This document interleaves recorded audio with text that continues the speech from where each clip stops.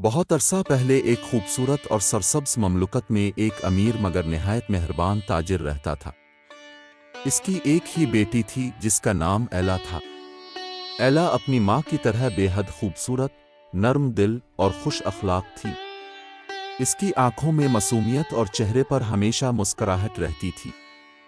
جب ایلا بہت چھوٹی تھی تو اس کی ماں کا انتقال ہو گیا۔ ماں کے جانے کے بعد گھر میں اداسی چھا گئی، مگر ایلا نے اپنے والد کے دکھ کو کم کرنے کی پوری کوشش کی۔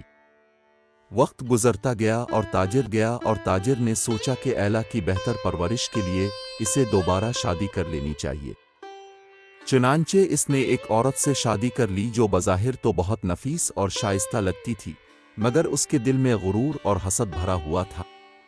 اس عورت کی دو بیٹیاں بھی تھیں جو اپنی ماں کی طرح خود غرض اور مغرور تھیں۔ شروع میں سب کچھ ٹھیک رہا، لیکن جیسے ہی ایلا کے والد ایک طویل تجارتی سفر پر گئے، سوتیلی ماں اور اس کی بیٹیوں کا اصل چہرہ سامنے آ گیا۔ انہوں نے ایلا سے نوکرانیوں والا سلوک کرنا شروع کر دیا۔ اسے صبح سویرے جگایا جاتا، پورا گھر صاف کروایا جاتا، برتن دھلوائے جاتے، کپڑے دھلوائے جاتے اور رات گئے تک کام کروایا جاتا۔ ایلا کا کمرہ بھی اس سے چھین لیا گیا اور اسے باورچی خانے کے قریب ایک چھوٹے سے کمرے میں سلا دیا گیا جہاں چولہے کی راکھ ہر وقت اڑتی رہتی تھی۔ راکھ میں رہنے کی وجہ سے اس کے کپڑے اکثر میلے رہتے اور سوتیلی بہنیں مذاق اڑاتے ہوئے اسے سنڈریلا کہنے لگیں، جس کا مطلب تھا راکھ میں رہنے والی لڑکی۔ مگر حیرت کی بات یہ تھی کہ اتنی تکلیفوں کے باوجود ایلا نے کبھی شکایت نہ کی۔ وہ جانتی تھی کہ اگر اس نے صبر نہ کیا تو حالات اور خراب ہو جائیں گے۔ وہ اکثر رات کو اپنی ماں کو یاد کر کے روتی، مگر صبح ہوتے ہی چہرے پر مسکراہٹ سجا لیتی۔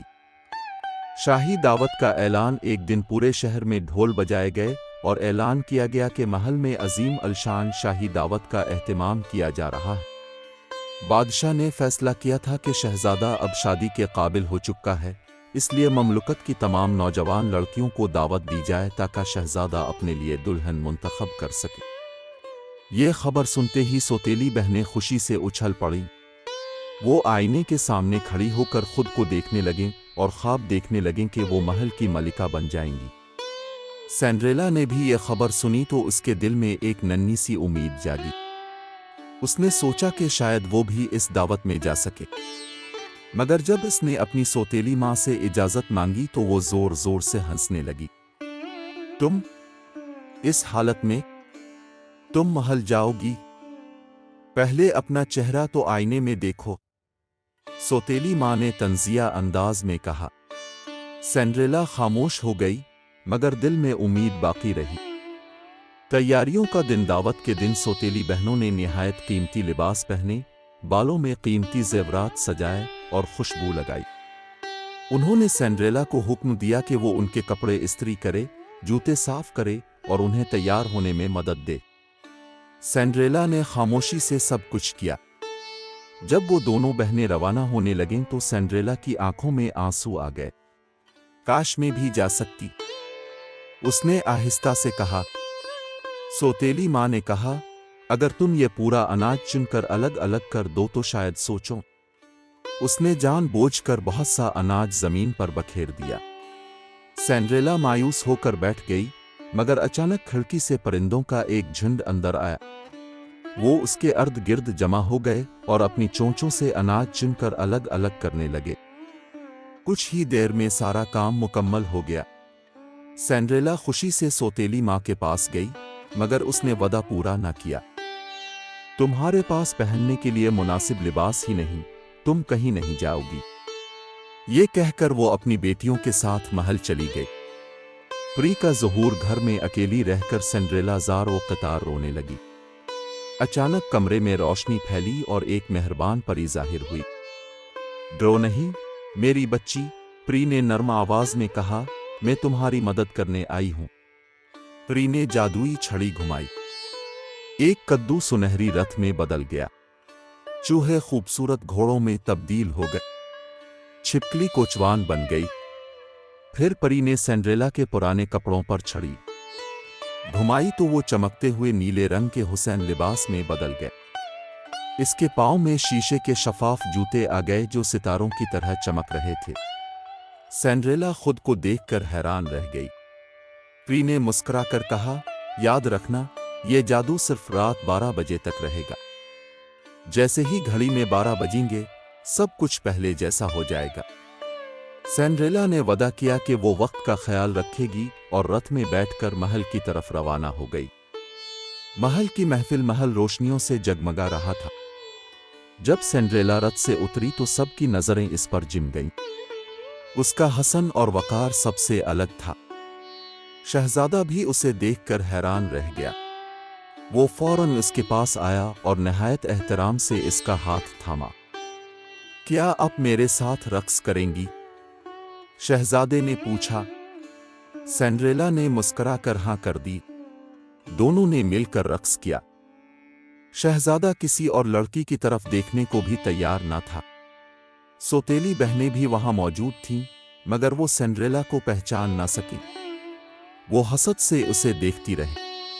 وقت کا پتہ ہی نہ چلا۔ اچانک سینڈریلا کی نظر گھڑی پر پڑی۔ 12 بجنے میں چند لمحے باقی تھے۔ وہ گھبرا گئی اور تیزی سے سیڑھیوں کی طرف بھاگی۔ شہزادہ اس کے پیچھے آیا، مگر تب تک گھڑی نے 12 بجا دیے۔ جادو ٹوٹ گیا۔